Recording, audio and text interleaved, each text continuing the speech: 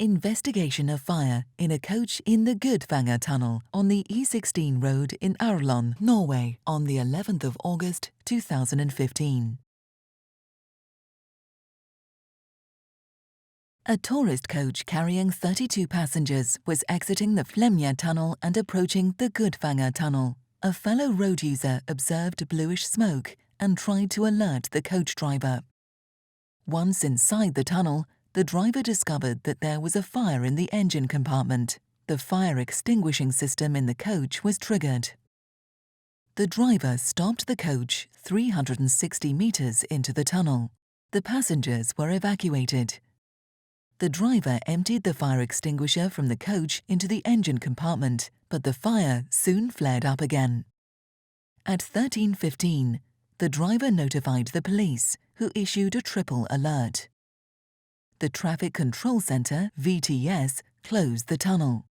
The smoke from the fire was carried by the ventilation system in the direction of Flom.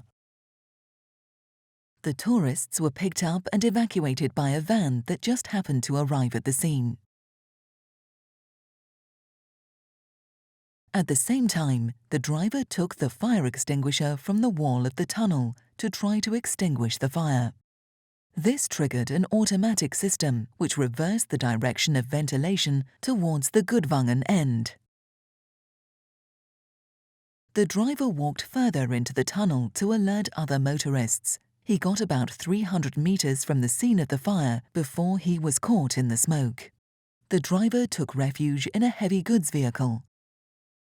At 13:39, visibility was very poor in the tunnel. At 13:30, Aurland Fire Service arrived at the scene of the fire inside the tunnel. They received reports that road users were trapped in the smoke further into the tunnel. They decided to stop extinguishing the fire and reverse the direction of ventilation in the tunnel. At 13:53, VTS received a message from the 110 center to reverse the fire ventilation in the direction of Flom. Aurland Fire Service returned to the tunnel exit. 3 vehicles carrying a total of 5 people were trapped in the smoke in the 11.4-kilometer long tunnel. 19 vehicles had managed to turn around inside the tunnel. The emergency communication centers instructed people to remain in their cars and breathe through wet towels. At 1400, Voss Fire Service arrived at the tunnel. They followed the direction of the smoke back into the tunnel for approximately 40 minutes before they arrived at the road users in the tunnel. The 5 road users who were trapped in the smoke were transported out by ambulance personnel. 4 people needed treatment for smoke injuries in hospital. At 1440, Voss Fire Service started the work of extinguishing the fire in demanding circumstances. The coach was completely burnt out. The cooling system probably started leaking as the coach was heading up the Flemja tunnel, but the AIBN has not identified a clear cause of the fire.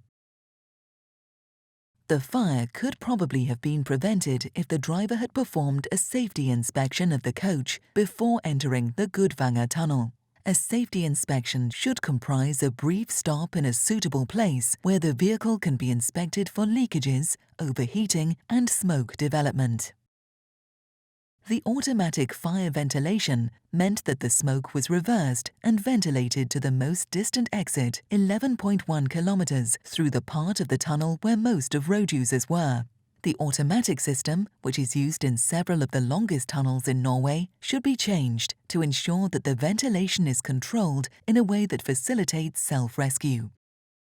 The NPRA's equipment and procedures are inadequate, considering that they can be decisive for the outcome of a tunnel fire. Technology should be developed that can provide a real-time overview of the number of vehicles, their location, and the number of people in the tunnel.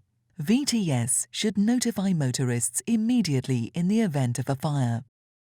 The fact that the fire service decided to reverse the direction of fire ventilation on being notified that road users were trapped in the smoke further into the tunnel had an important impact on the development of the situation. This tactic can be further developed and used in other tunnels. The incident response was delayed because there was no direct, uninterrupted communication between the fire service and VTS. VTS should communicate directly with the emergency services by being connected to the Norwegian Public Safety Network, Nødnett. The Accident Investigation Board Norway submits a total of 5 safety recommendations in connection with this investigation. The full report is available at www.aibn.no.